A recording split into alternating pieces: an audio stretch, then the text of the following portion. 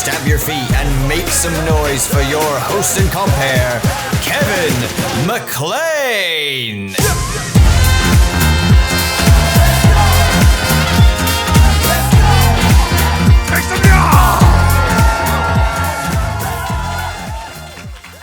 Hello, and welcome to the Loud Poets Glasgow Slam! Oh, it is beautiful to be back. Happy New Year, everybody. Happy New Year. It's a brand new year. It's a brand new slam season. That's right.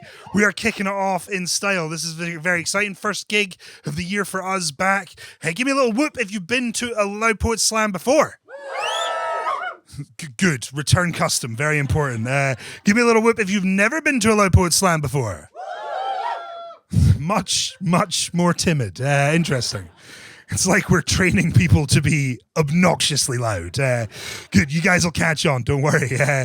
Well, whether this is the 100th time you've been to a slam or whether it's the very first one, we massively appreciate you coming along for this one, especially because it is bleak outside. So thank you for braving the weather for this. It's going to be nice and toasty in here, though, don't worry. So yes, what is this? What is slam for those people that are new? Well, did I say my name yet? I'm Kevin. I had a big Christmas and New Year, and I don't know how to do this anymore. I will be your host for this evening, and hopefully I will get more competent as it goes on. It would be a Christmas miracle. There was some real informed sniggering there that I do not appreciate. That is, I see you, Beth. But yes, I will be the host for this evening. That is the least important roles. We'll dive into what the other roles are. Slam is competitive poetry, which is a lot of fun, but very silly. That's how it works. It's kind of a dumb thing to try and do, but it does lure audiences out and brave the cold. So thank you. The trick has worked. Good. But yes, the way it works, we have 12 beautiful poets, 11 beautiful poets. We eliminated one before the show even began. It's fucking cutthroat here at Loud Poets. Pre-show deathmatch. No. We have 11 poets here for you this evening. We will whittle that down to 6 poets in the second round, whittle that down to 3 poets in the final round, and you will be left eventually with 1 Glasgow Slam champion. That is the way it's going to work. But how we will decide how we go from those 11 poets to the 6 to the 3 to the 1. Well, thankfully, that's not my job. That is the job of some very, very foolish volunteers. I say volunteers. Our first one, not a volunteer. She is made to do this. She has protested this role. She keeps trying not to, but we keep making her do it anyway. It's Katie Ailes! Dr. Katie Ailes is the resident Loud Poets judge, and the fact that she's not here probably means she's doing another job, which shows where academia gets you. Learn to fucking multitask. Katie is the resident Loud Poets judge. This is her 4th slam season judging these slams. I'm looking at Mark like, should we make another judge do it? No, we'll keep it as Katie. Good. Katie, do you protest? Oh, well, there goes that shot. Joining Katie will be a very special guest. I'm so pleased for him to come and slam. Slam. Surprise, you're the 12th entrant. No. He would kill me. To come and be a judge. Who better than the Glasgow Macker? Give it up for Jim Carruth! Jim is an incredible poet. He is the behind Sin Mungo's Mirror Ball and all those good things, and an incredibly critical person. So that makes him ideal for this role. He'd be doing it anyway. Ideal. And our third judge is not just a judge. They are going to perform another vital role, which I'll get onto in a second. But they are the judge because they are the current reigning Glasgow Slam champ. Give it up for Arlo Bayne! Arlo, definitely the nice judge. That is the way that goes. Arlo, as well as being the current champ and judge, is going to fulfill another pivotal role. So it's kind of slams, if you don't know, if you've not been to a bunch, slams are terrifying. Doing poetry at the best of times, terrifying. Getting judged live in real time to your face, very upsetting. So it's kind of then a double horrible sword if you have to then go first and be the first person up to the mic. So each round we will have a sacrificial poet, a poet that we throw onto the cold mic to warm that up and get the room going, and that will be the beautiful Arlo Bayne. But you guys aren't going to need it. You guys are going to be a loud, boisterous audience the whole way through, I think. I think you guys are going to be up for it. You up for it? I knew you would be. Still panto season. Let's fucking do this. But yes, so that is our judges. We have our beautiful poets. That's how it's all going to work. Our third round is the one you got to watch out for. Third round, we are going to have our musical accompaniment. Give it up for Jack Hinks. We like to add a little extra spice here at Loud Poets. So what we do is when we get it down to the final three poets, they will be joined by Jack on guitar. They will give Jack 3 words, and then they will have to merge music and poetry together into something beautiful. That will work flawlessly, no doubt. All the poets are like, yeah, no doubt. No, it's going to be amazing. Yes, so that's how it all works. What do they win? That's the big thing. We know who the poets are. We know who the judges are. That's how the rounds are good. So panto. Well, the winner will take home £200. They will not be taking that home. They will be invoicing that. You cannot mug them after the show for 200 quid. We learned that season 1. Go like, here's an envelope of cash. Enjoy the walk home. No. Payment by backs. No. So they will win the 200 quid. They will also win their passage to the Grand Slam final in August, where they will join the 9 other winners of all of our regional heats and compete for the cash prize of £3,000. This is the 4th year and I'm still like, that seems wrong, doesn't it? 3,000? I could use that for stuff, surely. Silly. But yes, no, that's what they will get. They'll get £3,000. It's an amazing prize. We're very proud to be able to give that. We've had 3 amazing winners so far, and this is the second heat of this season. Already the competition is stacked. But those cash prizes, they're not the real prize. The pride of your city, who cares? The real prize, all the poets know for sure, is the Loud Poets Slam Championship belt. Oh! See how she shines. I'll never own it. Oh, it makes me so sad. One year I'm going to enter these slams and I don't care about bias. I'm winning the fucking belt. No, that's the prizes. You will hold aloft the title. You will be the champ of your city. You'll head to the Grand Slam final. You'll win loads of cash. It's going to be a lot of fun. And we're just gonna jump in. No more fucking about, guys. Are you ready to kick off the slam? Well, I can think of no better way to do it than with last year's champion. I want you to make as much noise as humanly possible for the one, the only, Arlo Bayne!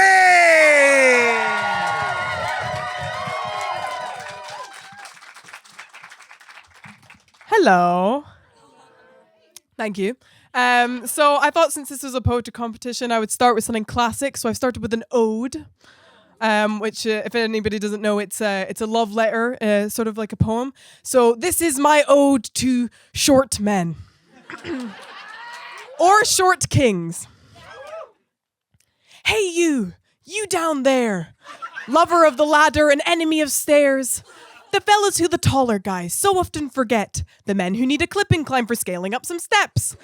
My 5'5" guys, my 5'7" guys, my says they're 6 foot but a 5'11" guys. Yes, if you meet this criteria, you too can become the ruler of your own tiny kingdom. But heavy is the crown, which upon your head is thrust. We got the crown from the kids section of Toys R Us. Oh, my little guys, my itsy boys, my teeny tiny tyrants, or when they're dressed up all in red, my little fire hydrants. Who need to scream, need to holla, lest I trip right over human bollard. Fit in your pipes, fix your plumbing. You know the limbo competition hates to see them coming. The people who needn't aspire to be their higher selves, you can find them in the grocery store climbing up the shelves. Tunneling through Swiss cheese, taking naps on toffees, pulling people's laces loose and scratching at their bare knees. My mini menaces. But tiny and mighty, call them finite and feisty. And when he kisses you, girl, it'll be fire. He'll get to your lips via zip wire. Caress your calf, touch a tittle, your very own sexy Stuart Little. And when you feel your fingers in his hair start to curl, that's when he'll go up on you, girl.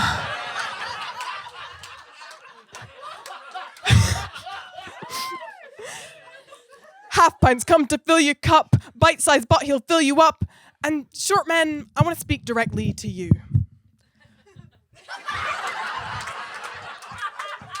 You're going to be sold a particular fate by men like Musk and Andrew Tate, that your height is a poor attribute, that it negates your manlyhood. But this was made by nasty guys, spreading cruel and toxic lies about what men are supposed to be. But this is just a fallacy, a misuse of biology, a deviated honesty. But basically, we've been convinced by patriarchal pseudosciences that falsely equivocate perceived female features with weakness, which both inhibits women from being seen as strong and creates a completely unrealistic standard for men, leading to higher rates of mental illness, which has been falsely blamed on women by bald men with sexual harassment cases trying to sell you toxic masculinity in a business plan, when in fact height had no impact on the caveman and only contains the power we assign it as a society. All to say, I love that I'm short, and that you're short too, and that we can do what short people were made to do, which I presume is hide and seek and caving. Short fry, little guy, pee-wee, sample size, short stuff, booster boy, ankle biter, and all-around sound cunt. Stay strong. Stay buff. I won't tell you to keep your head high, because you're always looking up. Stay true to yourself, because I wouldn't change a thing. Well, maybe next time bring a stepladder. My fantastic short kings. Thank you.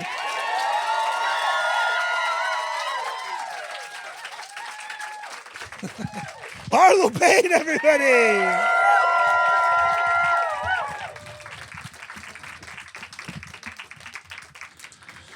Just raise that mic up for 6'2" me. No, not that it matters. Full head of hair as well. Just while we're taking stuff off. New entrants are like, what's happening? Is this an auction? Guys, amazing work from Arlo. Incredible stuff. You see why he's the champ.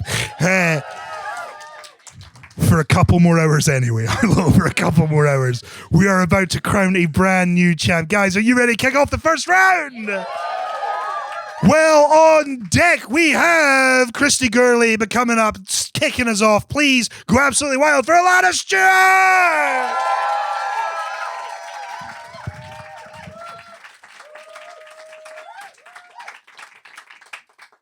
Hi. This is the tree stands bare.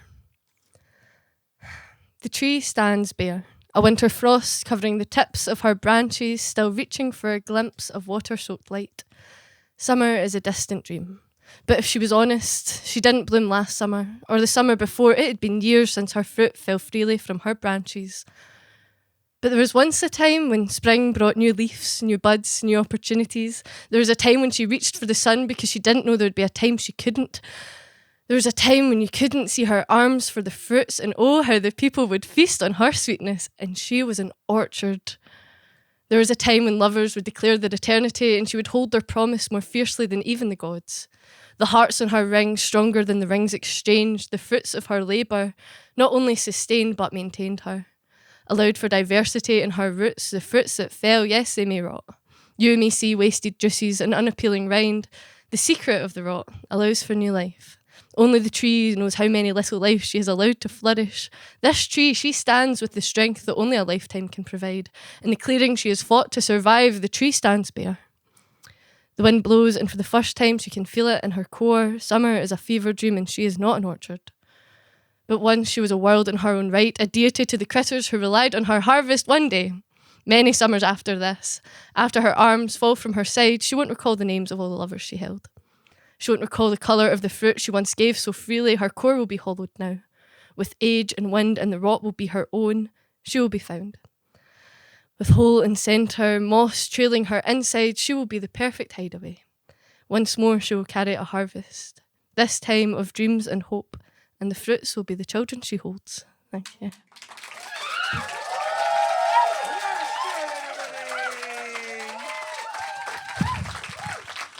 Brief pause in the slam. Back row, I need you all to stand up and move along one so that this person can sit down. Because that's tragic if you have to stand for the whole first slam, my friend. Yeah. I like that. I was late. I found out. That's on me. But guys, good, because this allows me to say a thing that I forgot to say. I am going to get better at this, I promise. It's only been 3 years. Give me a chance. Slams, we're going to tackle a whole bunch of stuff. There'll be some absolutely hilarious stuff. See Arlo.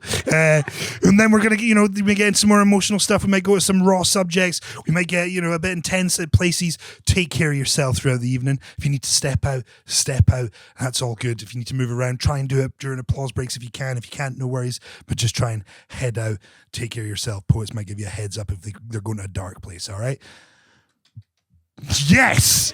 It's just fucking applause all the time. Guys, our second slammer, we have Dev McMath on deck, but coming up now, go wild for Christy Gurley!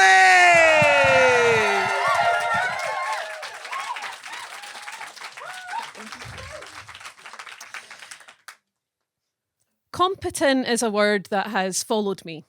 A competent musician, but lacks imagination and improvisation. Her grasp of iambic pentameter is confident.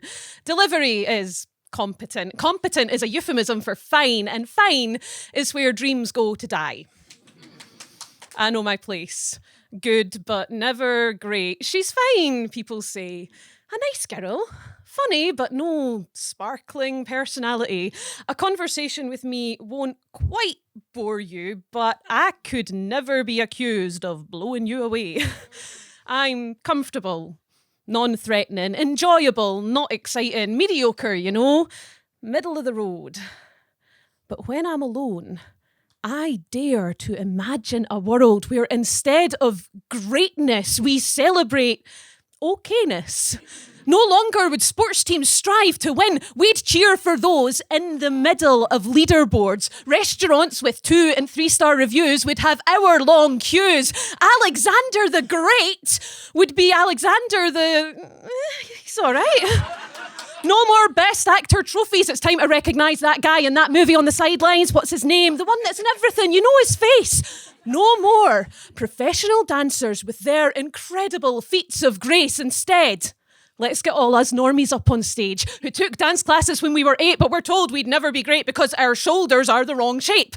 I want to see those guys on a stage, dad dancing and two-stepping, attempting the lift from Dirty Dancing. I want to see Brenda from down the road cutting shapes, reliving her youth before her dancer dreams were dashed before she'd lost her last milk tooth. We're mediocre, we'd all cry with joy. We're competent and capable, ecstatically unexceptional, satisfied to be second rate and pleased at being passable. And in my dreams of a society that celebrates mediocrity, I see a place where I can finally be. Because competent is a word that has haunted me. Maybe it's my narcissistic tendencies, but I do not want fine to be my eulogy. I dream of being dressed to the nines, but I stagnate at 6s and 7s. Miles of marching middle of the road finally take their toll, and I'm tired of striving to be great. Maybe I should accept my fate to never quite be enough. I may never be celebrated or achieve great things, but I can be the best at being me and learn to be a confident, competent queen.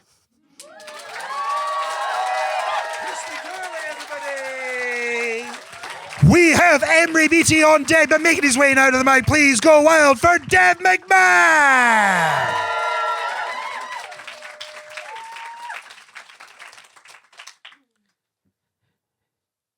The idiom's guide for putting yourself back together. Wear the XXL jumpers that comfortably fit the heart that you wear on your sleeve. I see it beat on your wrist. Tempo shifting from place to place, situation and person. I feel unburdened by the steady beat it takes when we are together. Don the frames on your face. Let them sit snug around your ears, tints covering the blood vessels in your eyes.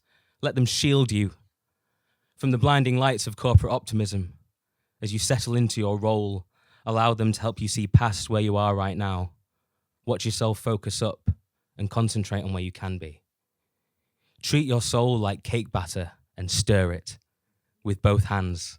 Reach into yourself and list off those ingredients, even those ones that leave a bad taste. A recipe is only passed down when perceived to be perfect, but we are human and not food. And no matter how much we are herded, we cannot descend into cattle. Treat a chord like Piers Morgan's face and strike it. Step out and be yourself, and trust me, you will be better off for it. Have opinions and be patient. The world is on fire right now. Make the right impression and don't be swayed by hate.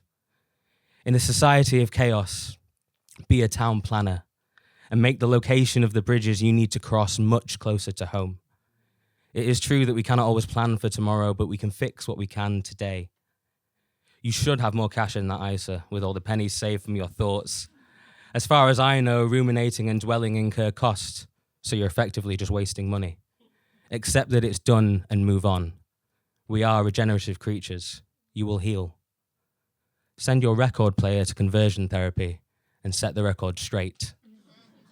Be intentional and truthful, most importantly with ourselves. Only with compassion and honesty can we release our brains from hell. Accept that Bob is not your uncle. It's highly unlikely. But you still get the job done. You can give yourself a break sometimes, even if the war is not yet won. Take a breath. You have got this, even if your journey is long. Find a haven within your headspace and keep on writing your song. Thank you.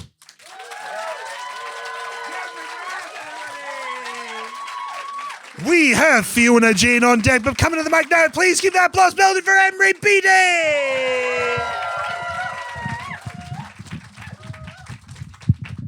Oh, will I? Content warning, body horror. Yeah, great. This is the Mclean. Atop the shifting Shetland dunes, amidst the scattered, balding seagrass, I saw a portent of death and doom, of horror not yet come to pass. This thing I saw stood at the shore. It would not dare set foot on land. The sky and rain were grim and dour, and on its back, what seemed a man. That's what I thought, in the dim light. A lonely rider and his steed, but something there was not quite right, the way it stood among seaweed. I called out to this gloomy stranger. I picked my way all down the scree. I truly did not know the danger, for this creature was the Mclean.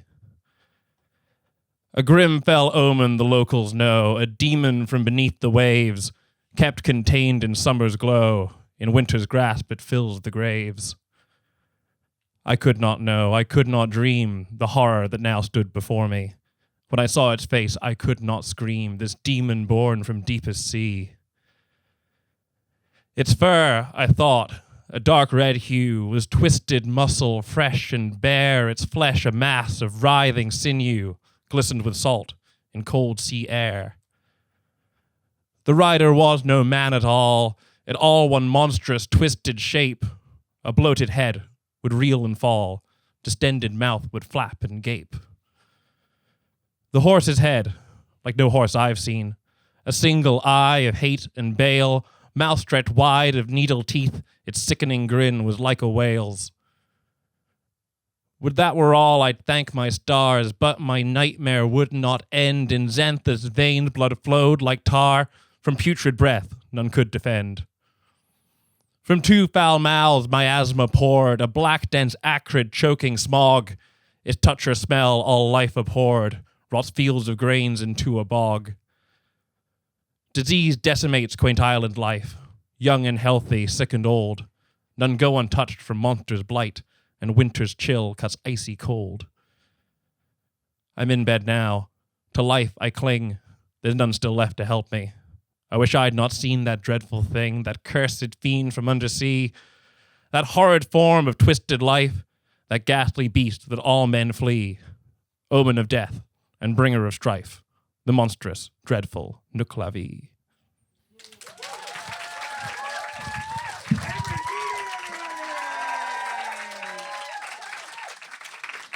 On deck, we have Kate Bradley, but come to the stage now. Please build that applause back up. Let's get it going as we welcome Leona James.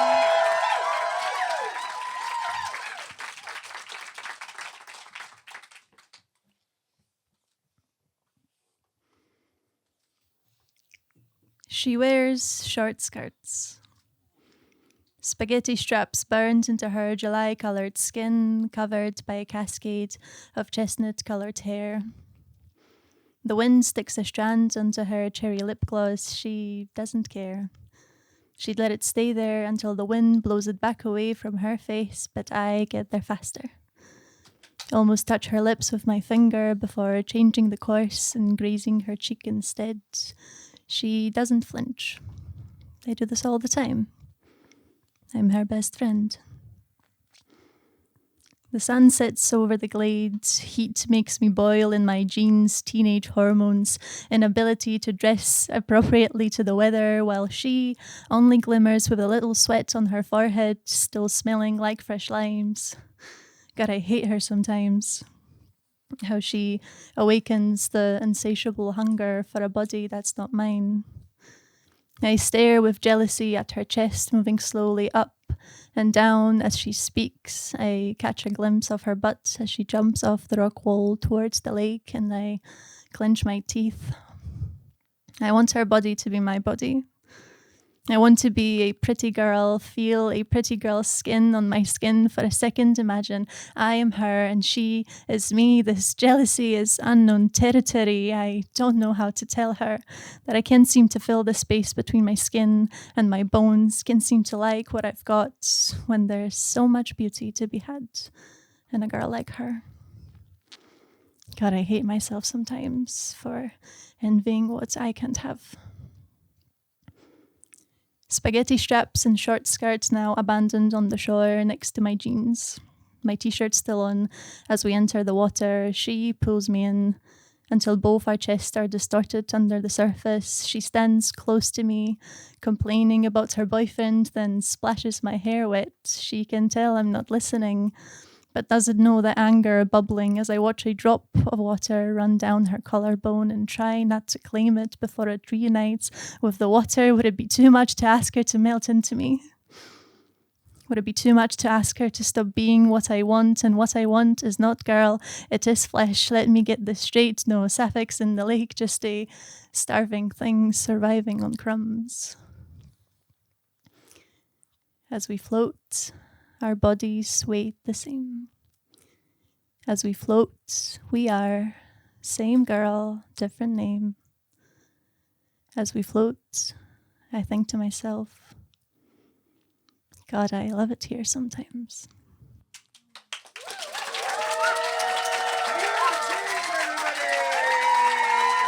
On deck, we have Kirsty Crawford, but keep that noise going as we welcome Kate Bradley.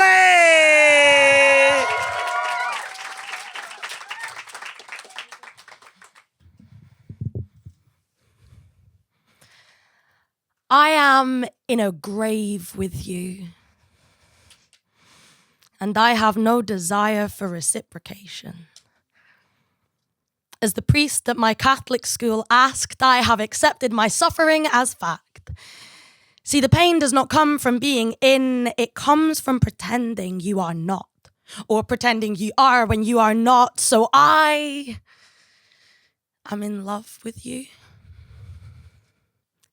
And I have no desire for reciprocation. You're married now. Perfect. Dead. Even better. I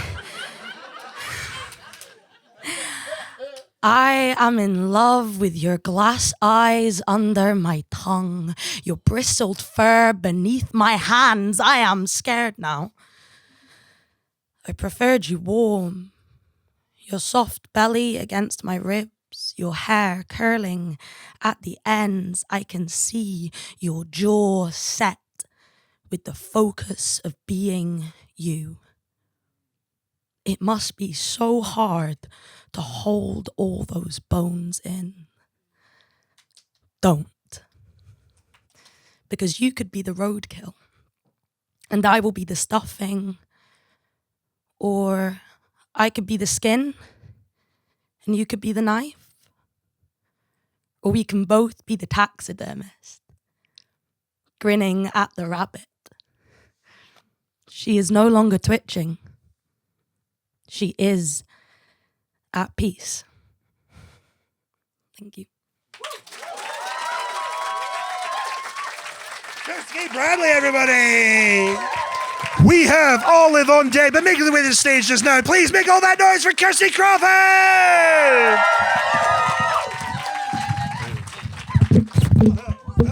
Keep clapping while I'm destroying the mic! Thank you. 100% me.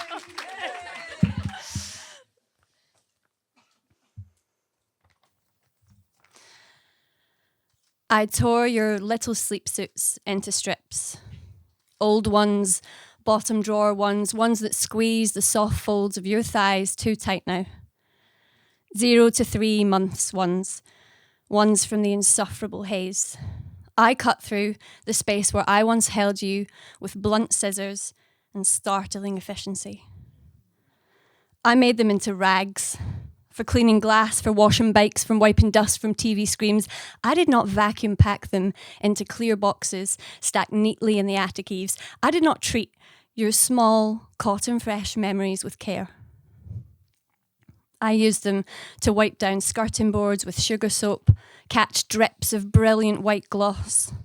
I used them to mop up puddles of vomit-swiped mud from paws on the kitchen tiles.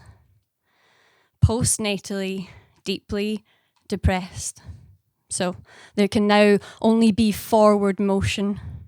Time spilled, burnt filament on the page, and the newborn days left deep black holes in my memory, and I can't answer the tempts of fate to look back on those photographs, not even once.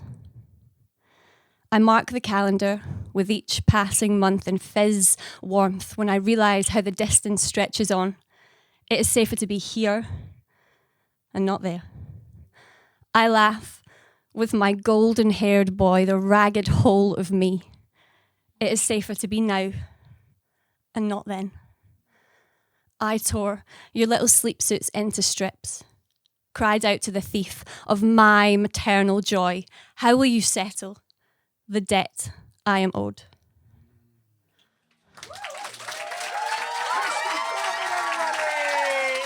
We have Sarah Grant on deck, but please keep that energy building as we welcome to the stage, Olive! Do you want a chair? You all right? I'll be okay. Thank you. So I don't think there's... I'll give a little content warning. It's kind of about gender politics-ish. It's kind of about trans issues and misdirected youth, but there's no explicit transphobia. But just that's the vibe. Okay. Let me just faff with this, sorry. Okay.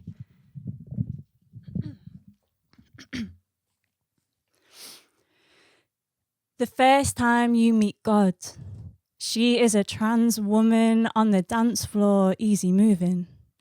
You fall to your knees, she's beautiful but bruising. You hold her like a prayer between your palms, weep for the loving. She is both wild sea and harbour, scripture and altar. You worshipped at her church for 7 days. It was a sacrament to hold her. She is a sanctuary we're craving. Sacred source, the transformation is nature's raw expression. Block the change, you'll build a prison. The liberation of trans lives is to allow nature freedom, pay attention. You'll soon see the pattern. We move as turntables, see the circles we draw. There are things we cannot see, interconnecting. Adolescence, claiming riverbanks like a craven, climbing walls, they're carving scars into their roots, bruised lungs, breathing artificial air. He's vaporizer, Prince Charming, harming fresh shoots. It's something to do, all itches need scratching. They cling to green patches, captured by unseen impulse, but can't hear the calling. They party in circles under full moons and don't make the connection. Resurface ancestral wounds, pain's resurrection, projections of 15 seconds, tick-tocking in their eyes, projection. Intuition has them building fires, but it's not with intention. Creating monsters. When we ignore the youth, set them loose, just a group of artists with broken glass in baggies, building sculptures just to burn them. You ever heard that? There is no one original thought. We create what we see, perpetuating until we break the cycle. Thank you.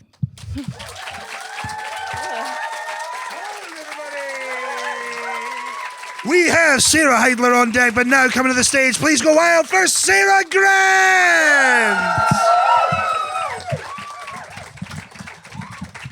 I can't do mic stand. I'm not that short. Hold on. Tall queen energy. To whom it may concern, my spouse would like to legally change their name, and it has been brought to my attention that in order for this to happen legally, you need my written permission. Otherwise, it would annul our marriage. Allow me to give it to you now, but first, who the fuck do you think you are? No, seriously, I'm asking, introduce yourself, explain yourself. You know what, justify and redeem yourself, spread yourself butter over your own grainy wholemeal propriety before you ask me any questions about me and my family. There's a news headline today, we didn't read it. Instead, we lay playing a game in bed. A Sunday morning, the winter sun pickling the moment, yellow and green. Maybe you've seen it, you seem to like things on paper. Seriously, what is in a name? Yes, that's from a play. Crack a book sometimes. Live a moment in someone else's rose bushes. And what I'm saying is that I read, I'm smart, I know what you're actually asking, so fine, it's about 70%. It's no pockets. It's being talked over. It's girl dinner of 2 baby bells, a carrot, and a family bag of skips.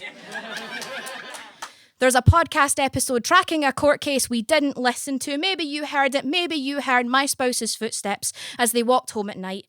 The music of girlhood. A clip-clop promise. A tree falling alone in a forest. A prayer to get home safely. There are some parts they haven't got to yet. Like the big cry. You ask for my permission when there's another missing girl, another battlefield in a bathroom, a long walk home, and my spouse can face all this with such strength. They are saving the big cry for something truly gender-affirming, like a stubbed toe. Or realising you already finished the family bag of skips. To whom it may concern, with all these real concerns, what concern is it from you? What do you want to know? Because you cannot track the tectonic shifts of their body. They are forming continents. Your colonising forms cannot fathom. How can you give permission to a tree in spring? And their name saps the branches, a sweet promise of our fossilised forever. Their name bites the last of the winter sun, tempts all the windows open even in a cold world. Their name is whiskey burning through me without dinner. I am dizzy and spinning on their name, and really there is no written permission that can give or take the softening of cheeks more prone to smiling. Hair, mermaiding whimsy, hands strong enough to hold back this world and still gently wipe honey from my chin. You cannot give sugar permission to sweeten the air. Instead, I give praise. Praise for pickled sundaes and stolen shoes. Pray for boobs that I knew that I liked in theory as a bisexual woman, but are so much more amazing in person. Praise for wedding dresses and arrests at protests. Praise for big cries and hot nights, for being girl fucked and having it crystallised. To whom it may concern, I give you permission to fuck yourself. And feel the loss, for you will never know the love that I know. Signed, yours sincerely, Mrs. Amber Devereaux.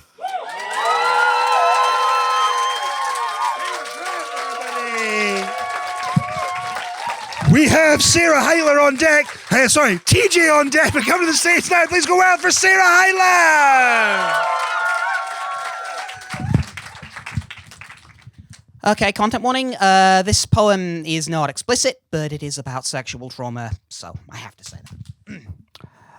I can't do this. The thought bounces off the inside of my lips, but dropping straight back down my throat. I can't diffuse it with my voice, but still my kisses scatter like lost children in its wake. I can't do this. The thought tears across my page, across my diaries and plans, another poem fallen victim, an expression beaten down into an endless line of ellipses. I can't do this. I can't do this. I don't understand how to feel pleasure. I don't understand what other people do. I don't understand how others navigate this maze so easily, because to me, every wall is still made of mirrors. And though I am no Narcissus, I instead carry too little love for my own reflection. And she, or he, carries little love in these affairs for me. I remember reading once, 3 centimeters per second. That is the optimal speed for human touch, so I'm told. I remember writing once, 3 centimeters per second. That is the optimal speed for human touch, so I am told, and I cannot count to 3. I cannot get it right. I want to count to 3, and I will get it right. I can't do this! Like a door slamming. I can't do this like a fanfare. I can't do this! Deafening. I can't... No. Enough. I may not be able to say love without saying unrequited, even when the people who love me back can. But if my kisses have to be poisoned as they emerge, then I will learn my own antidote. I will not give my own reflection the satisfaction of breaking a mirror in its name again. I can't do this. But I can learn. I can learn that self-denial is a sin. I can learn that terror at my own reflection is no excuse for sinning. I can learn to count to 3.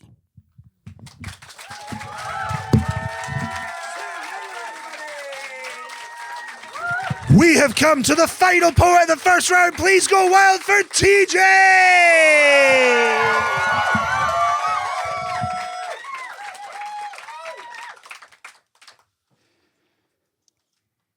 I have spent the first 30 years of my life navigating through darkness without the aid of a light source. I was born with a candle like everyone else, but everyone else's had already been set alight for them at birth and burns bright despite every gust of wind and drop of rain. Mine, it has a wick and wax and a beautiful ornate brass candlestick. It has everything I need, except mine was never lit. I needed to find a way to light it myself, and everyone around me seems so confused why I can't find my way, why I stumble through life, because they were given light. They never needed a guide, so why should I? But eventually, after so much searching, I found someone willing to offer me the gift of a tiny little match already set aflame. I take it, slowly, gently, barely even daring to breathe in case a single exhalation from me might blow out the flame before I have a chance to light the candle I carry. I hold the match to the unlit wick. I watch as the wax softens, the string darkens, and light passes from wood to wick, and for the first time in my life, I see the light that my candle casts, and I am in awe of it. I look at my reflection bathed in the warm glow of this flame, and I finally see myself clearly. And I can't escape this strange dichotomy of finally becoming myself at the moment that the world does its best to extinguish me. I watch the flicker of my flame in the breeze. I look out of the window at the storm clouds as they gather, and I wonder if those of you who were born with a flame that can withstand the weather will help batten down the hatches to protect the flames of those of us who require the aid of matches.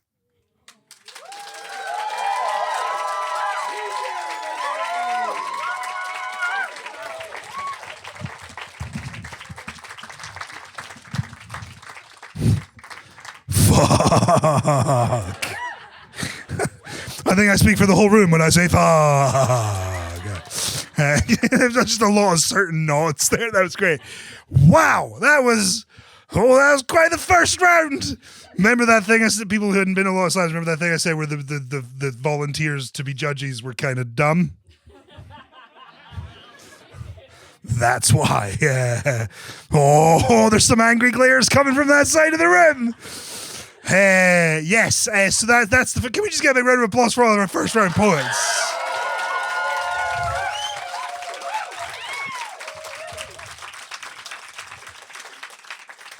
It's what I talk about all the time. I host these slams. I say I love slams so much because you get that, like 12 poets back to back, 40 minutes of poetry, tackling fucking everything in a million different genres from a million different approaches, a million different voices. You do not get anything like this anywhere else. I absolutely love slams for that reason. But boy, are they a fucking bollock to judge. And so because of that, I think what we're going to do is this will be the most complicated bit of math because we've got 11 poets here.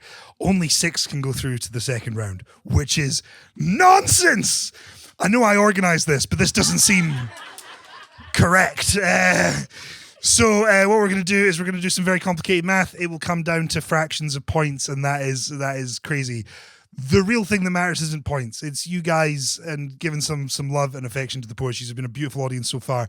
We're going to take a little break. Please go tell a poet you like their stuff. If you like their stuff, find out where you can see more of that stuff, where you can buy a book, where you can check out a video, any of that stuff. It will mean the world to those poets. But for now, let's say 15 minutes, 15. Everyone back in their seat for 8 o'clock. All right, let's say that. Okay. Everyone head off. We'll see you in the second half. Welcome back to the second half of Loud Poets.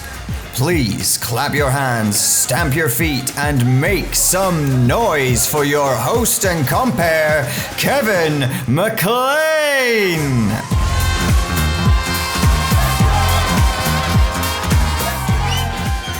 Hello. Welcome back to the second half of the Loud Poets Glasgow Slam. I love our intro video. And we designed that intro video for our home at the Storytelling Centre, where I am off stage when it plays. It does somewhat kill the illusion when I'm sitting there watching it with you.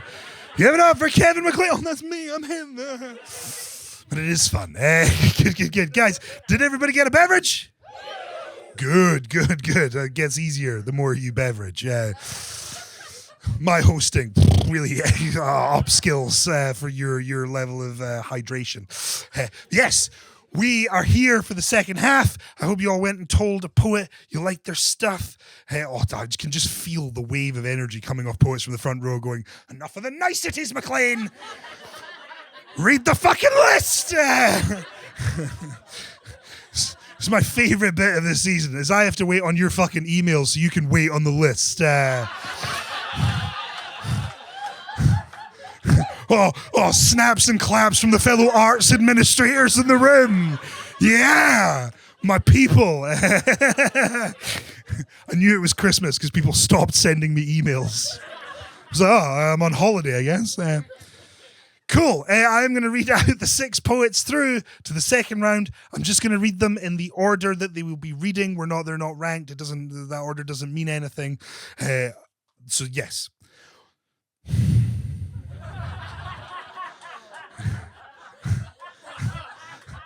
It's a new year, Glasgow. I'm setting standards high. We will do one big clap At the end of the list, you're laughing, which means you're going to nail it. Because if you don't, that laughter is going to seem misplaced. Going through to the second round. TJ. What did I just say? The poets are the worst. Yeah! TJ, Sarah Grant, Kirsty Crawford, Fiona Jane, Dev McMath, and Christy Gurley.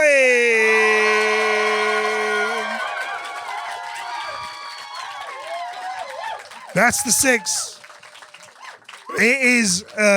Katie was saying she was doing the math. It is fractions of points. Genuinely, like it comes down to 0.5. The difference. I've seen the scoring sheets and stuff. The difference between the person in 12th and the person in 6th who goes through is like a couple points max. Like when you have that caliber of poets, it is just so hard to find those dividing lines. So can we just get a big round of applause for all of our first round slammers?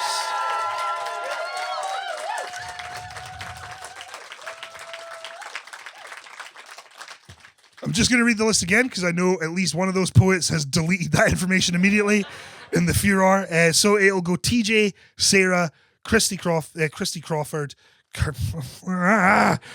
I promised myself I'd be better after the half. It's going to go TJ, Sarah Grant, Kirsty Crawford, Fiona Jane, Dev McMath, Christy Gurley. Those are your 6 poets. But as we'll be sitting there frantically going, I didn't expect to get through. Oh, what am I going to do? We are going to have another sacrificial poem from the current reigning champion. Oh, 2 rounds to go, Arlo. It's close. It's almost over. Please go wild for your current reigning champion, Arlo Bayne!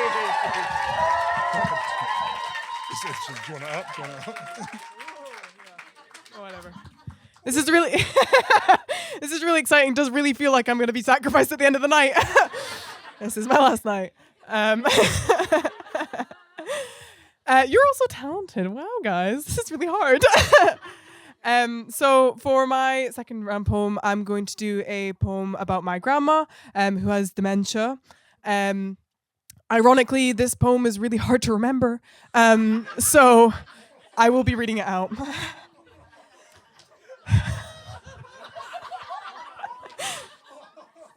I'm sorry. I literally vibe checked that with my girlfriend beforehand and she was like, yeah. Bad. Wrong. Okay. It's not a funny poem. Okay. Tea, biscuit, seat, sleep. I don't like the silence, so TV I keep. Tea, biscuit, seat, sleep. I avoid the cupboards, the dust, it reeks. Tear, risky, seat, sleep. I hear the talk clicking, I've heard it all week. Tea, biscuit, sink, snore. I was born for a while, I was born in the war. My knees are sore.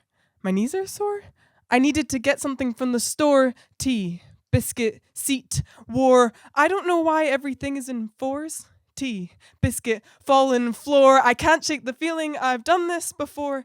Tea, biscuit, seat, door. It's ringing, I'm not sure I really ignore, so I answer the door. Who knows how for? It's the child, the grandkid, the blood I adore. Tea, biscuit, sweet task to sit in this moment and hope that it lasts. Tea, biscuit,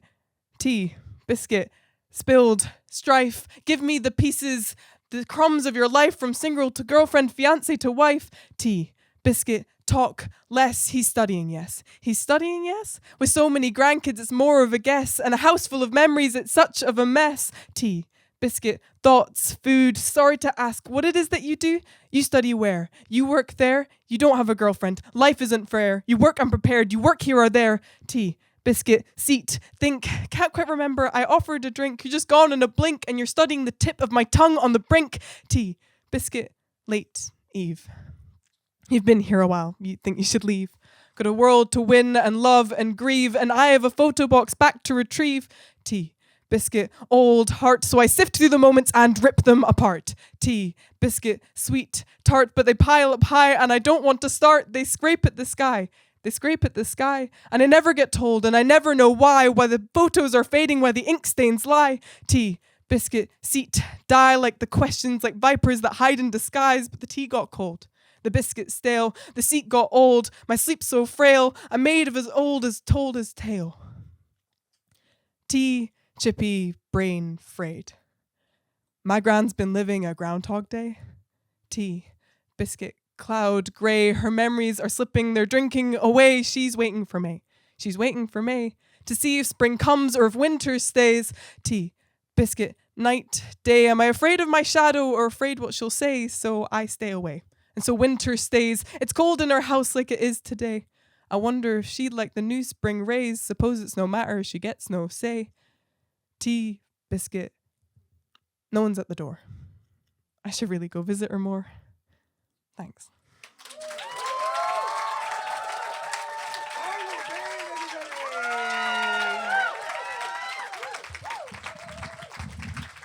A true pity he won't survive the night.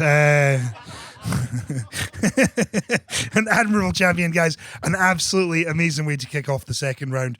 Are you ready for the second round?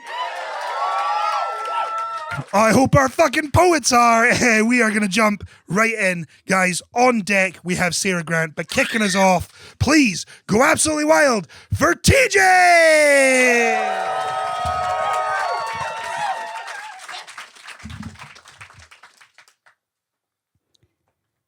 I like your badges.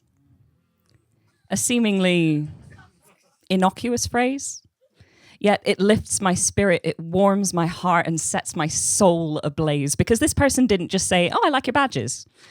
This wasn't just some throwaway compliment. This was said with intent. Hey, I like your badges, by the way. I like your badges, meaning I see you. I like your badges, meaning do you see me too? I like your badges, meaning I will respect your pronouns.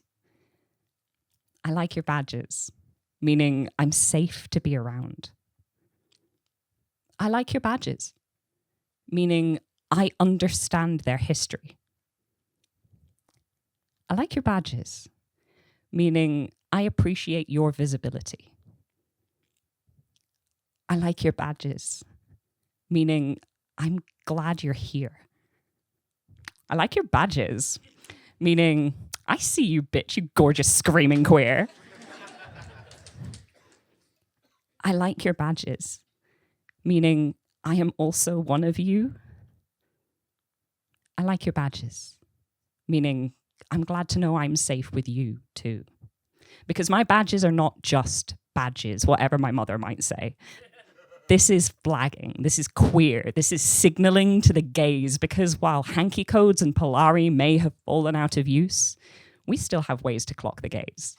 And badges are the method I choose.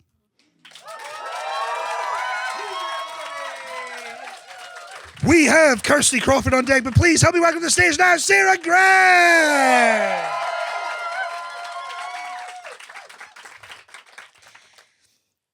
I don't remember my earlier memories, but she is the blankets and the sing-songs and the tiny shoes. My grandmother never needed a fireside and an armchair to keep us listening at her feet. My grandmother stores stories in the folds of her skirt, straps them to her tiny shoes grasped in her silkworm hands.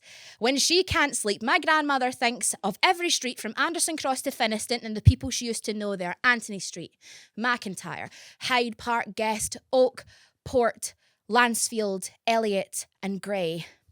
My grandmother sings the old songs, the crooning ones like Ali Bally Bee and Daisy Daisy. I'm in primary 3. And the teacher asks, does anyone know the words? And my hand shoots up, desperate to impress, to let out all my grandmother instilled in me. It took me 20 years to realise she taught me the wrong words. Instead of a romantic verse about a bicycle and a carriage, my version goes, Daisy, Daisy, what do you make of that? Upset the table and nearly killed the cat. The cat began to bubble, so I hit it with a shovel. It went to bed with a broken head and a face like a kangaroo. My grandmother tucks a wicked sense of humour up her sleeve with her handkerchief. Hides a wicked smile. She's got all the time in the world for you to get the joke.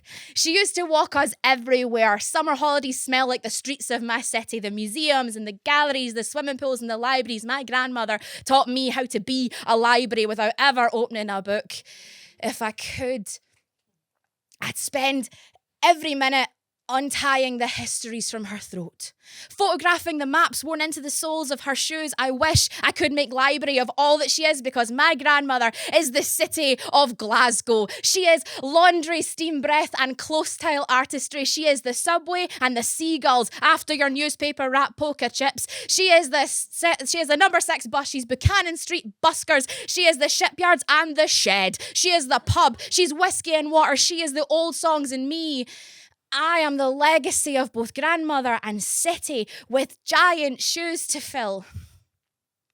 So if you never get the chance to meet my grandmother, that's okay. Set your feet loose on the city of Glasgow, and in between the rumbling of the traffic, off curbs and the screaming people, the symphonies of Sucky Hall Street, you'll start to hear the old songs, and there you will always find her. Start in Anderson Cross and work your way to Finniston. See who you meet along the way. Anthony, McIntyre, Hyde Park, Guest, Oak, Port, Lansfield, Elliot, and Gray. Thank you.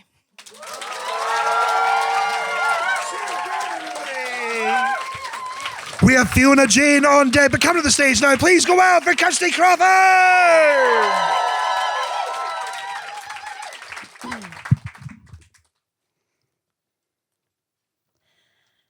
Here, I try. But the sand is not sand at all. It's milled mustard powder, chipped granite, thin slices of filtered glass, a shingle platter dusted with single strands of pine. Here I try, but my language is pale and placid, senses slanted by the mirage of the sun that stripes inside my eyes, by the power of this one singular frame, this moment.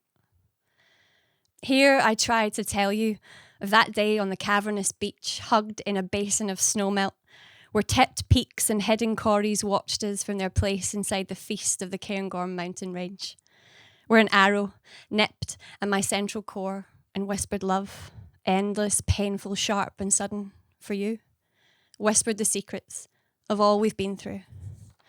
Where the sand that was not sand, but a boot-stamped offering of the earth's ashes, and the beach that was not a beach, but fresh water supplying the river arteries, and the baby that was not a baby, but a boy blossoming, sat between my knees, pawing at the paper wings of sycamore seeds, stealing small squeezes from my palm.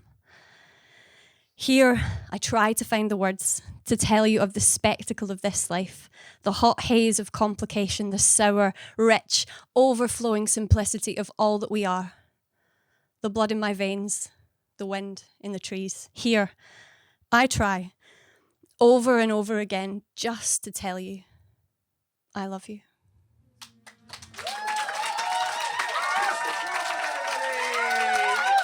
We have Dev McMath on deck, but please keep that applause built as we welcome to the stage Fiona Jane!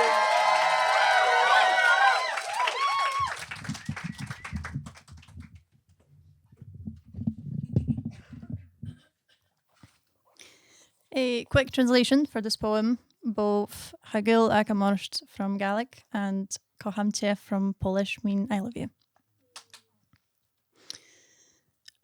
My love and I come from different tongues. Her words and mine come from different lungs, but when they meet mid-air, they stick to each other. Unaware they're not supposed to click like they do. There was no Sapphic on my Polish tongue before I put it there, and there was no Sapphic in her Gaelic words before she chose to share her love with a woman. Hagil Akamorst doesn't sound the same when it travels from one pair of glitter-covered lips to another. And no matter how much love I put in Kocham Cię, it still feels punishable until it reaches her face and drips down her chin. It's easy to love her in English, a language we both chose, a language that doesn't make it difficult to feel close, breast to breast. hand in hand, her soft yes, my demand, dirty looks on her lips, purple flowers on my hips, silky air on my skin, repercussions, paper thin. When we're done, her eyes close. I place kisses on her nose. Morning sun, she leaves our bed.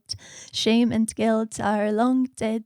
Only proof she was there. Ordinary, dark brown hair. Sapphic love sounds right in English. Softness that my native speech could only wish for. If I whisper in her ear, smakujesz jak świeże brzoskwinie zanurzone w Bałtyku, it burns my tongue. Because this tongue is not supposed to know what a woman tastes like.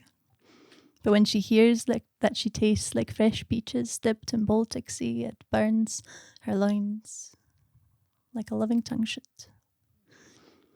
If she tells me, skrivi mi munan galosht, erga hat shasur, and she says it doesn't make much sense, but when I hear that she wants to leave love notes on every inch of my body, it makes my throat tense in the nicest way possible.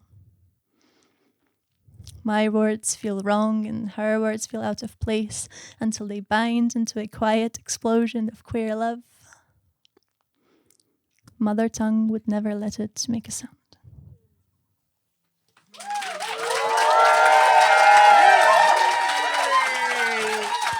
Christy Gurley is our last poet on deck, but coming to the stage now, your penultimate poet in the second round, Dan McMahon!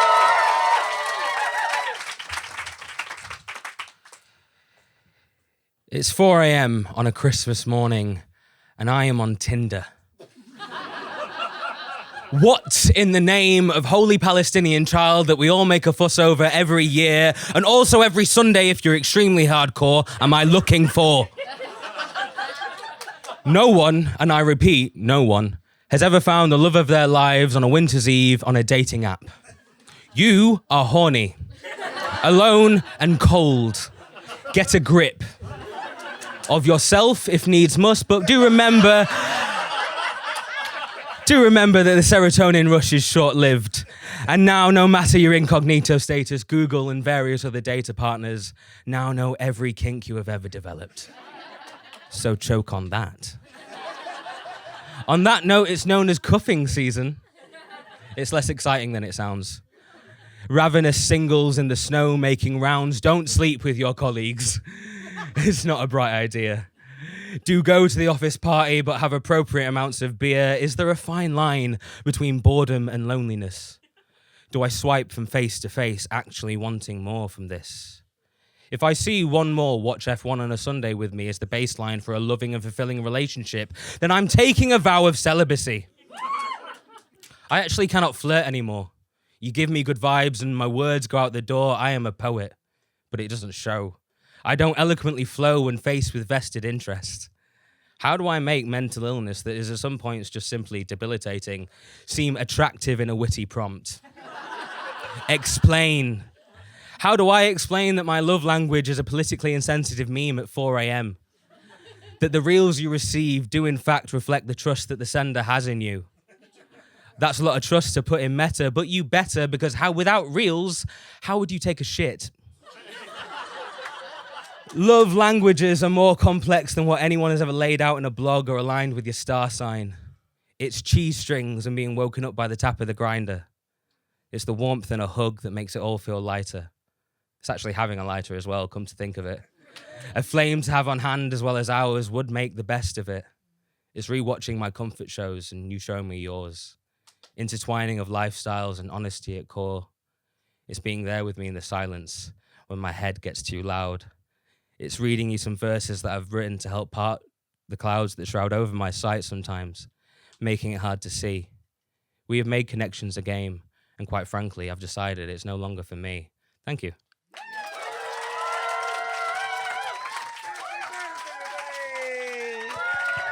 We have come to the final poet in the second round. Raise the roof for Christy Gurley!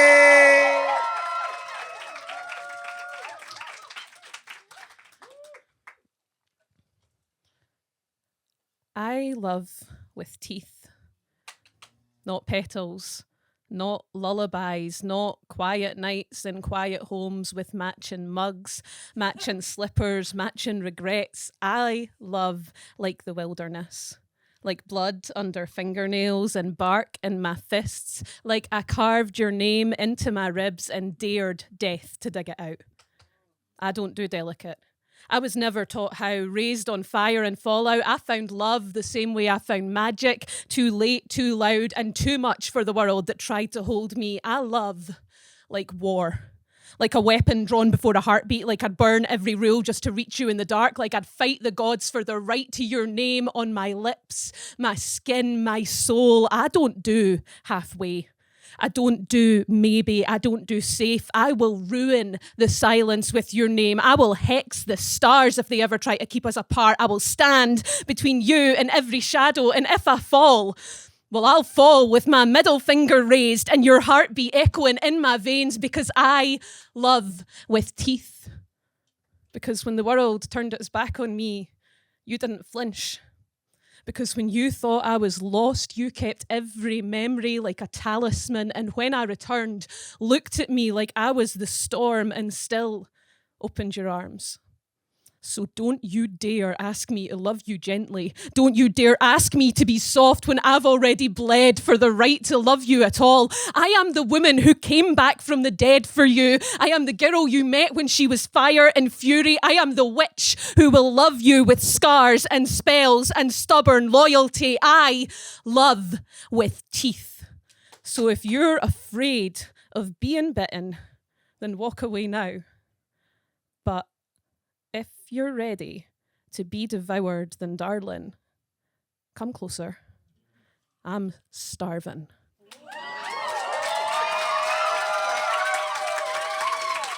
Crispy girl, hey everybody!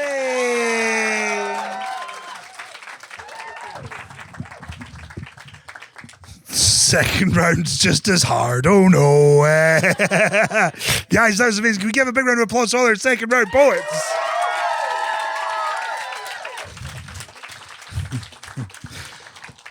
Wild stuff. It's genuinely, like I said in the first round, but like what an array of subjects and tone of voice and glimpses into people's existences, Dev. It's a beautiful thing. Oh, right. Oh, I was like, fucking... I get I'm stumbling through this gig kind of haphazardly, but that was a real, like... She was pulling me off stage. No, that little crab walk was Katie off to do math. It's funny, because that little walk is supposed to make her, what, invisible? Like, I don't know what that is, yeah. It's part of our Creative Scotland funding that me and Mark have to criticise Katie whenever she's not in the room. It's just, we have to fulfil our obligations. On that, big thanks to Creative Scotland. It would not be possible to do this slam without them, or any of the gigs we do. Poetry, not a big money spinner, especially when you're giving away $3,000 for the cash prize. Kind of done it to ourselves, sure. But yes, no, the support of Creative Scotland has been massive. Last year we got made part of the multi-year portfolio at Creative Scotland, which has given us 3 years of funding to do some incredible stuff, which leads to a bit of an announcement that I think I'll make now to buy Katie time with the old math. So what we've been doing for the last couple of years, we're doing these slam series kind of around the place, and then doing showcases at our home in Edinburgh at the Scottish Storytelling Centre, where we've been for the last sort of 12 years or so. And so every month we would do a showcase there, and then we would go away and do a slam somewhere else. We are mixing it up this year. So a big part of what we want to do is kind of help the scene nationwide. We've been doing that in forms of like slams in some places that really don't get a lot of service. But what we've kind of looked at and seen is that there are 2 other places in the country that probably have a scene that is popping off. Glasgow, an amazing scene, incredible open mics, a lot of incredible slams going on, but maybe don't have like a kind of high production night that exists in the city. So what we're going to be doing from now on is we are going to do 4 like weekends a year where we do shows. So we'll still be doing 12 shows a year, but we are going to do a Thursday, Friday, Saturday loop where we do Edinburgh, Glasgow and Aberdeen. So to try and bring, it's going to be quite cool. So we are going to be still at the Storytelling Centre in Edinburgh, our home there. We are partnering with the Lemon Tree in Aberdeen, and we are partnering with CCA here in Glasgow. This is going to be our new home in Glasgow. So we are going to be kicking that off in February. So it is our birthday month, February. We will turn, 12, 13, fucking 42, who knows? It was, we used to count the birthdays, and then it got past 10. I was like, I don't want to count them anymore. But that is our birthday month. So 26th, 27th, 28th of February, we will be doing shows. We are going to be bringing up a sort of, the way it's going to work is we're going to bring one kind of poet who's like maybe a big name poet in to do all 3 shows and kind of tour around with us in Glasgow and Aberdeen, because we want to get to know these scenes better as well. What we're going to do is our kind of showcase show. Instead of having 4 poets like we do in Edinburgh, we're going to have 3 poets. That'll be the sort of touring poet, and hopefully Glasgow, the other 2 slots will be Glasgow poets, and then we will have an open mic to kick off the show so that people can sign up. We can get to see those fresh names that we haven't seen before, and kind of keep that community aspect to it as well. So keep up to date, jump on the socials, sign up to the mailing list, and you'll get updated about all of that. But yeah, pencil in February, and then we will be back 3 more times throughout the year. So including the Slam, we're now going to be in Glasgow 5 times a year doing a big show. So, which will only continue if people come. So please come. That'd be awesome. You'll hear a lot more about it over the next couple of months. But yeah, it's very exciting for us. We used to do a regular show in Glasgow. It was one of our favorite things to do. Stuff shifted in the scene. There was a kind of another production night, so we stepped away. So it's nice to kind of be coming back and hopefully filling a bit of that gap. But yes, for now, we move on to the 3rd round. The way that's going to work is we add something a little different for the 3rd round. We add the spice, the cinnamon on top that is Jack Higgs.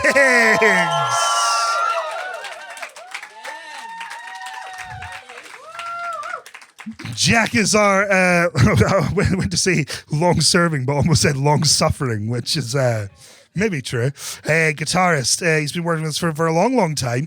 And what Jack excels at is taking 3 random words and going, oh yeah, no, I definitely know what that vibe is. For example, Glasgow Show Spectacular.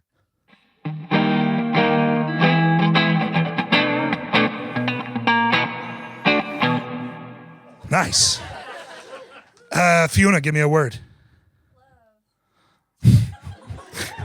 Most generic poet answer ever. Amazing.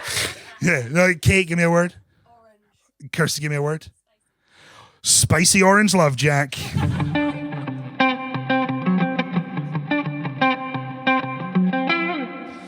Exactly, spicy orange love. I'm sure that's what we all saw. So that's what's going to happen in the 3rd round. Our poets are going to come up. They're going to give Jack 3 words. They're going to do a poem. Jack's going to do musical brilliance to it. It's going to be flawless. Some of our poets might not have done that before, so we thought we would give them a little example in the way of our Sacrificial Poet for one more time before death. Give it up for your reigning champion, Arlo Bayne!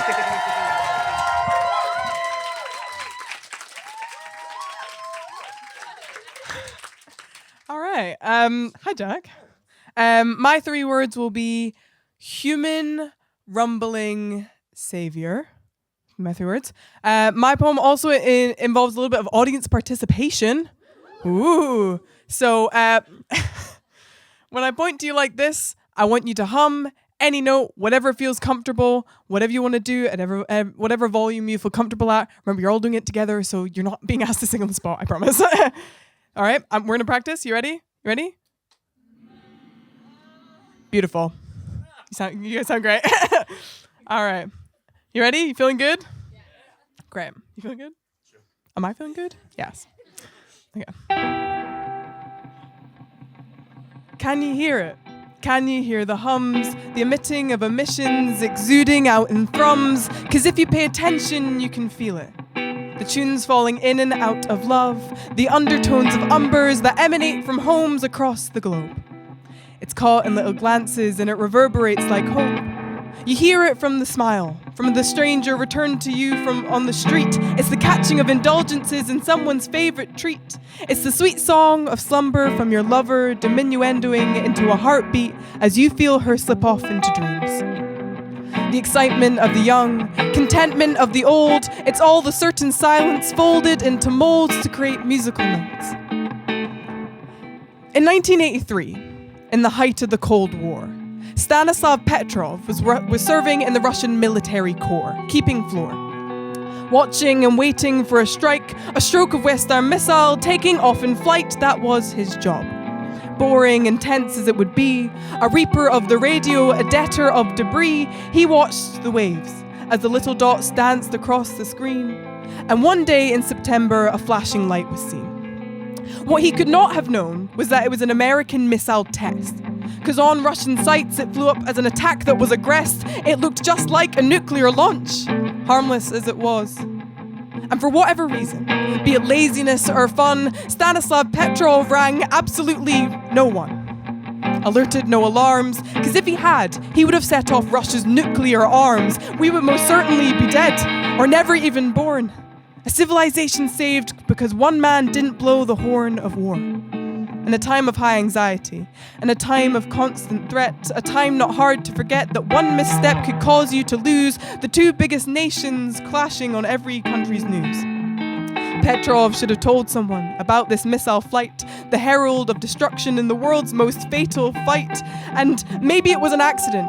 He was messing around, or perhaps he was overwhelmed by a symphony of sound.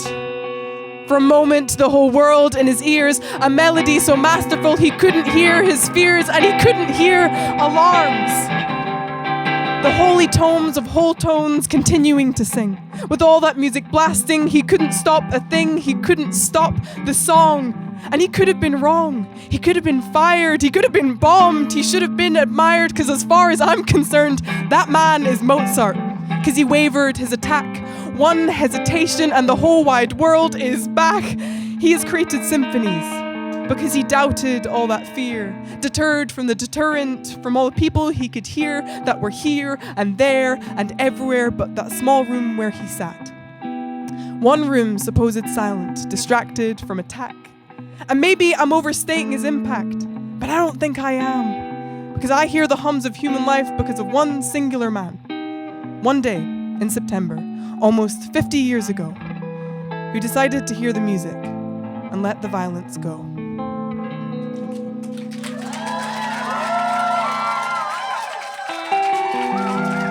Give it up for your Glasgow Champion Arlo Bayne! How can we get some love for Mr. Jack Hanks?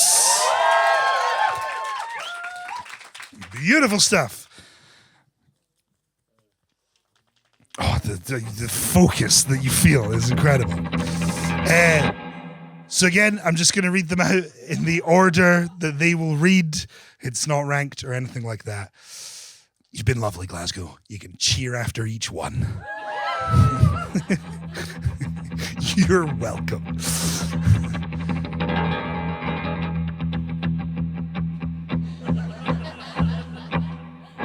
Christy Gurley!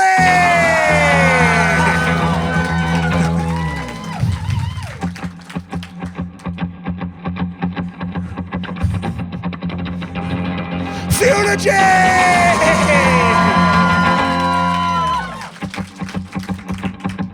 This is too much fun.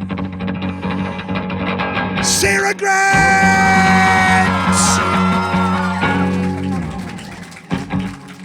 Those are your three poets heading through the final round. As you saw before, they're going to come up to the mic. They're going to give Jack a few words. Feel free to say the words into the microphone for the benefit of the class. This is a spectator sport. Just you and Jack having a really intense private conversation is not excellent viewing. But yes, so do come up, give three words. This is mostly me stalling for the three poets who were like, I don't think I'll make the final. So just giving them a little beat of time. But she nodded at me confidently, so we're going to rock on. Guys, are you ready for the final round? Then let's fuck them out no further. Go wild for Christy Gurley!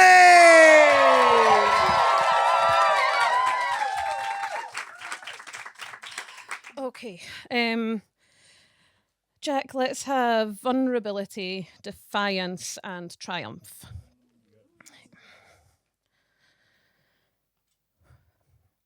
My biggest fear is that I was not made for a small life.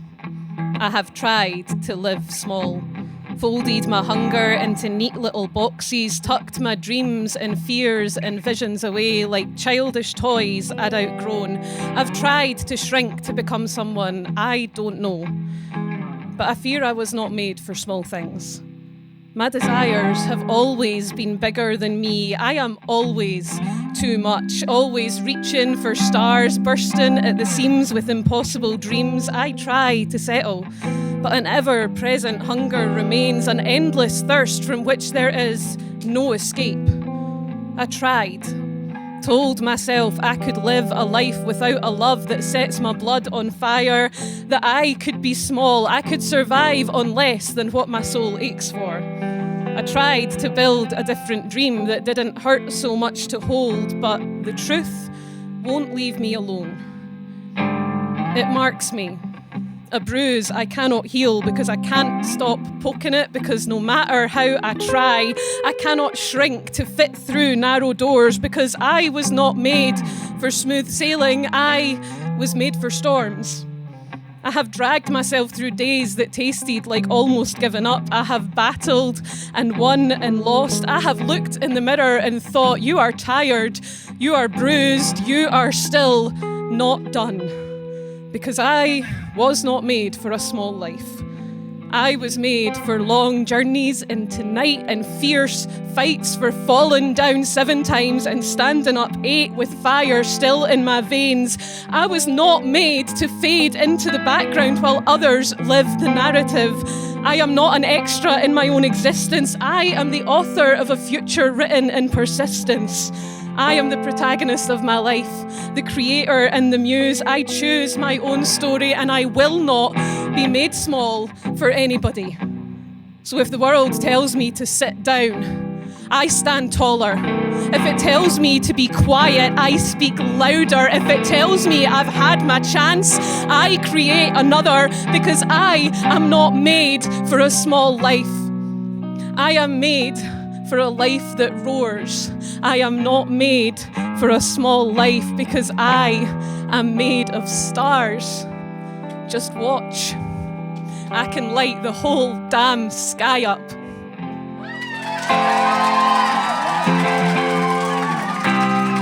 Rest the gala, everybody! Our second poet in the final round. Put your hands together, make some noise, and welcome back, Fiona J!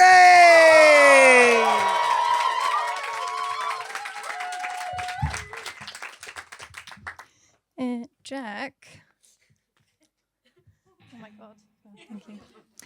I am looking for a lesbian rage crescendo, please.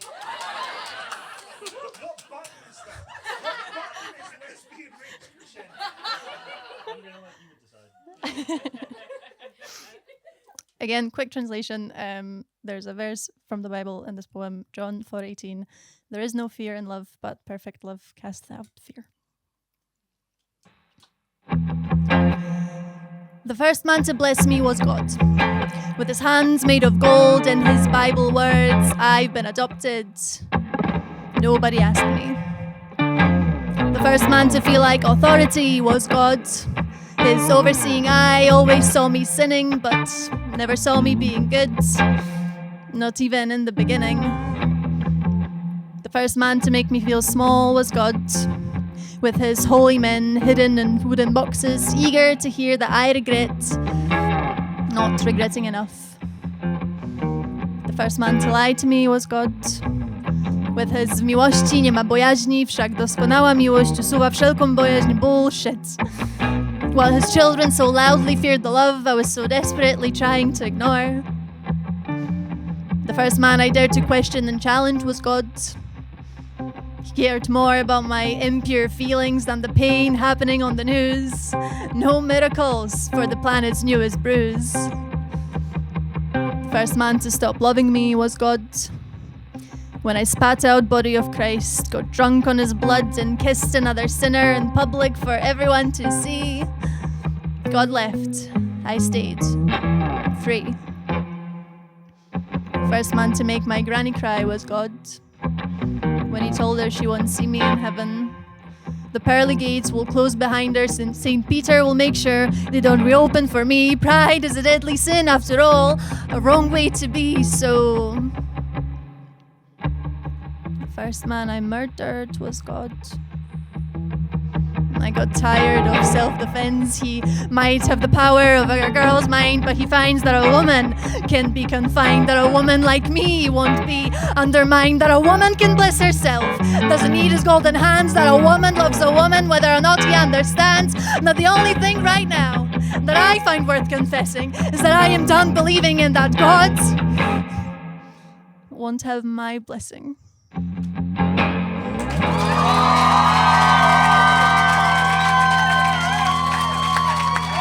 Fiona Jane, everybody!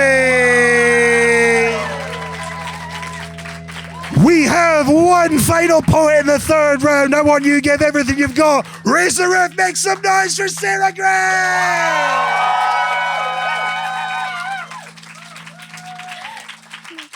This has a light touch content warning for discussions of pregnancy and abortion. Light touch, though. Jack, can I get a wistful love letter, please?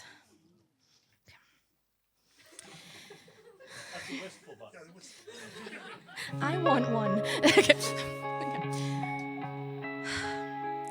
I was 1 week early, which never happens. You know, my mum never had the chat with me, but handed me a book with a confident-looking preteen on the front and said, read this, and if you have any questions, come and talk to me. I smuggled it into school and showed it to everyone, and we howled at the cartoon scrotums and then the word scrotum, and we fell quiet when we saw what would happen to our bodies. I never asked my mother any questions except one. What if I got pregnant? You know, like by accident? What I meant was, should I tell you if I do? She never gave me a real answer, but there must have been a chapter missing from that book. It never told me to look for the day that boys become quiet and speak in code. It never said that if your breasts grow beyond a certain size, they become public property. A monument to development. It never told me growing up would be so damn hard. It should have mentioned mental health and peer pressure, and for the love of God, would it have been so hard in the section about periods to say that when trying tampons for the first time, don't use the ones your mother uses, the woman's had 2 children, for fuck's sake. Have a little common fucking sense. I should have asked my mother more questions. In high school, she was 2 weeks late. Too young to play mother, too old to have her mother hold her hand. It should have been him. Instead, it was me. And I said to my mother, if that ever happens to me, do I tell you? And she says, I am the first person you tell.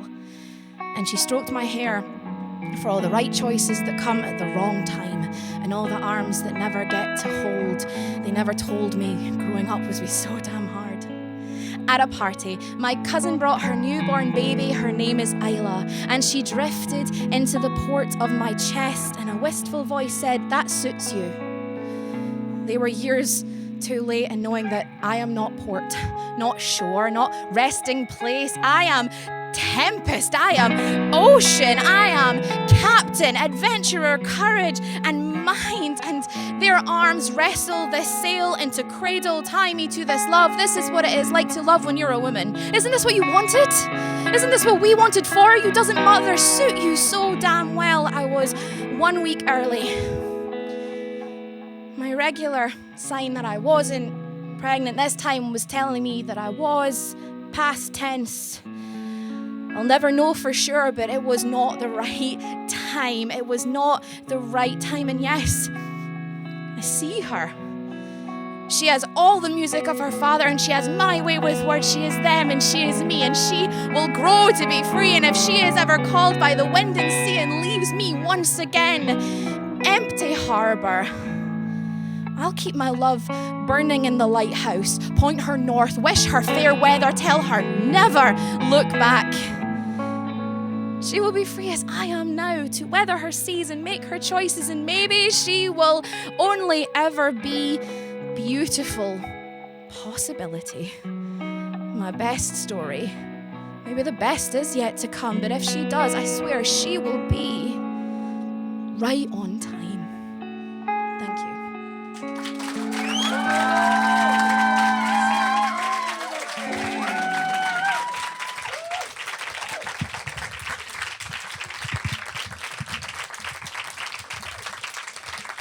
So all three win. Let's go home.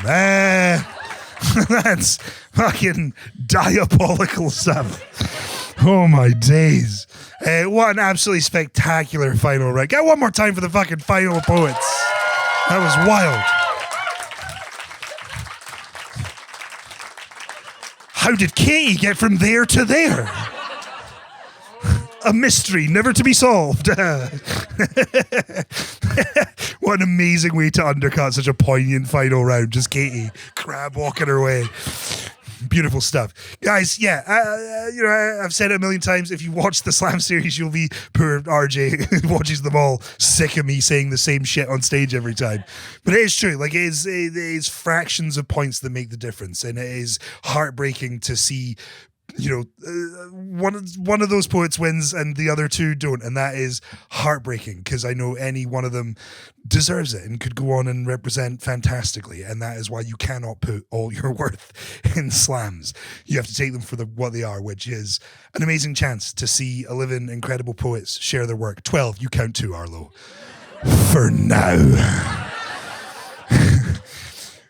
But that's it. You get some rapid fire poetry. You get these incredible people. I was talking during the break and I was like, it's like tapas. You know what I mean? Like, you go to the showcase event and it's like ordering your meal. And then you come to like a slam and you get like a little bit of everything. It's delightful. Is that tapas? I don't go out much. What? No, but you get a bit of everything. Let's not turn this into an argument about tapas.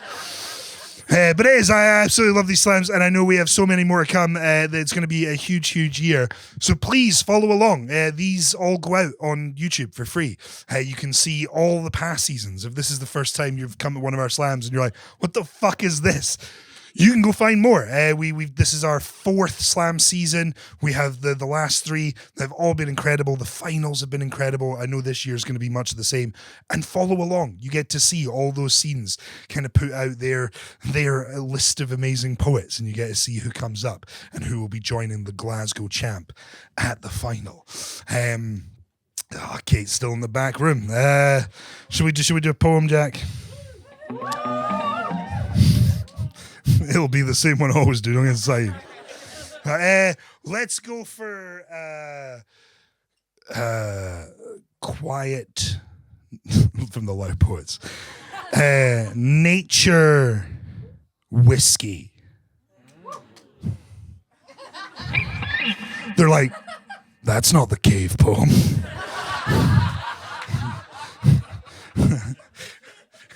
If it'd be easier, I can just do the cave music. Yeah, just do that. Yeah.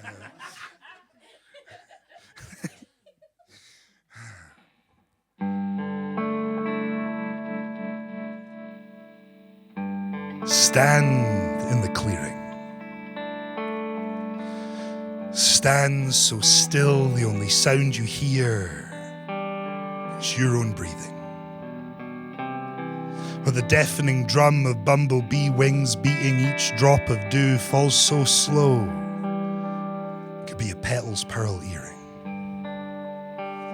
Have you ever stood so still, you see time retreating, leaving lines of light, like waves not quite breaking, taking too long to touch, suspended just above your reaching. We call that feeling love.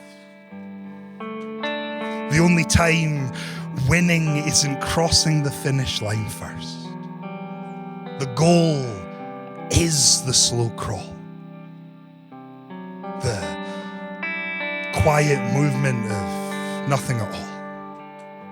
Not a rolling stone, but a blanket of moss tossed upon the forest floor, soft and warm. Can be a hard thing to capture.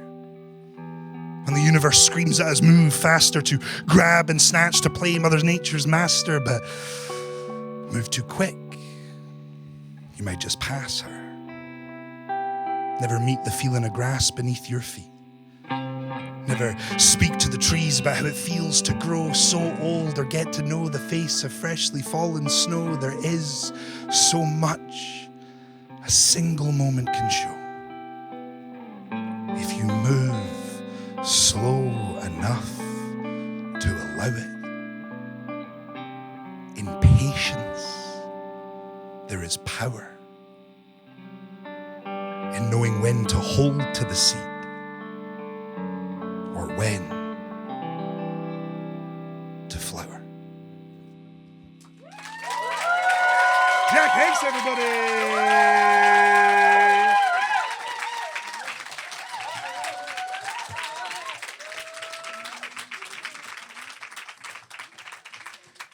For one last time, before their untimely death, can we give it up for your current reigning Glasgow Slam Champion, Arlo Bayne?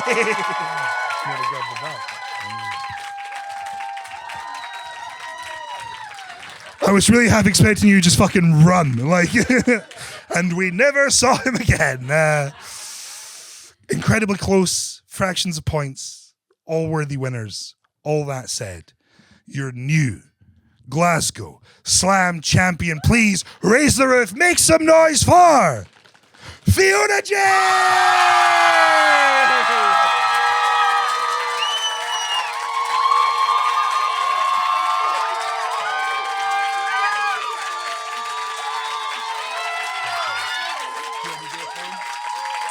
No, absolutely not. Fiona J, everybody!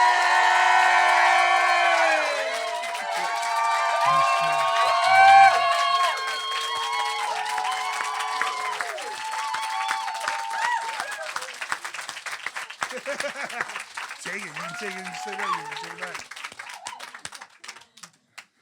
Amazing stuff, amazing stuff. I love nothing more than the continuation of the joke of giving that giant championship belt to tiny people. You join Heather Rose in the final. Just hilarious. Wonderful stuff. That belt is comically large anyway. You know what I mean? Just because I wanted a belt that didn't make it look comically small when I held it. Yes, Fiona. But absolutely incredible. Guys, can we give it up for all of your amazing poets? Can we show some love to the judges? Jim Carruth, Katie Ailes, Arlo Bayne. Make some noise for Mr. Jack Hicks. For my fellow poets, Mark Galley and Katie Ailes, my fellow loud poets. And can we get some love for our new partner, CCA? Like I said, it's a big year for us going forward with multi-year. We absolutely love the spoken word scene in Scotland. It has been my absolute passion for over a decade. We at Loud Poets, I Am Loud, have put a huge amount of work into getting that multi-year funding, and we are going to use it to absolutely try and do amazing things for the spoken word scene in Scotland, because the talent is obviously fucking here. If you are coming along supporting a poet, that is absolutely beautiful. You're the best type of person. I hope that this has been an eye-opener, and you might have gone, oh, fuck, actually, maybe poetry not a chore to go out to. Maybe a fun evening. We are not going to be in this room come February. We're going to be up in the theatre room, which is a big room. So if you want to come back and support, that would mean the world to us. It really would. We are trying to show what the spoken word scene in Scotland could be. The more people that come out and support it, the easier that job is for us, and the more opportunities that will exist for all of these fucking amazing poets. So support your local scene. Go to your local open mics. Go to your local writing clubs and come back to Loud Poets. But for now, guys, one more time, make some noise for the champ! I have been Kevin Mclean. This has been the Loud Poets Glasgow Slam. You guys have been fucking awesome. We will see you again in February. Good night.